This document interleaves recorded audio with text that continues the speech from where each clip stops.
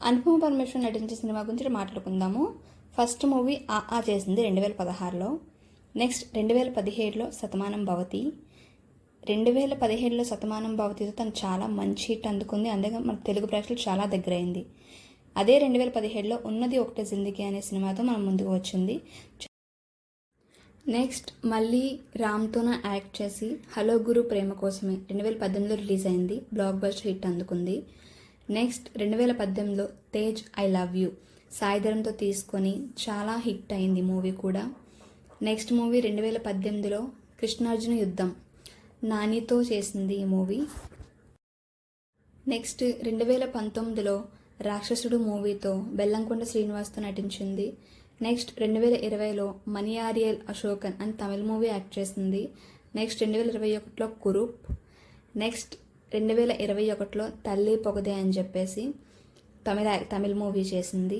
తర్వాత 2022లో 18 పేజెస్ మన నిఖిల్తో చేసింది.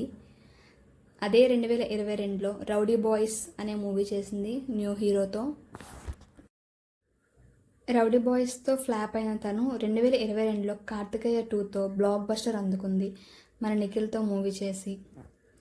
నెక్స్ట్ మూవీ 2022లో బటర్ఫ్లై అనే మూవీ తీసింది. Suspense and thriller movie. అది కూడా ఓటీటీలో అయితే బాగా ఆడింది. నెక్స్ట్ 2024లో ఈగల్ రవితేజ గారితో నటించింది. మూవీ కూడా చాలా బ్లాక్ బస్టర్ అయింది. నెక్స్ట్ మూవీ 2024లో రిలీజ్ అయిన టిల్లు స్క్వేర్ తన లైఫ్ని మార్చేసింది. బిగ్గెస్ట్ బ్లాక్ బస్టర్ హిట్ అయితే అయింది. ప్రెజెంట్ కూడా రన్నింగ్ సక్సెస్ఫుల్ అవుతుంది. ఇవి అనుపమ నటించిన movies Tamil and Telugu. Thanks for watching. Hello అండి, ఈ ఛానల్ని లైక్ చేసి షేర్ చేసి సబ్స్క్రైబ్ చేసుకోండి. నేను చేసే ప్రతి వీడియో మీకు నోటిఫికేషన్ ద్వారా రావాలంటే కిందన బెల్ ఉంటుంది, దాన్ని కూడా క్లిక్ చేసేయండి. Thanks for watching.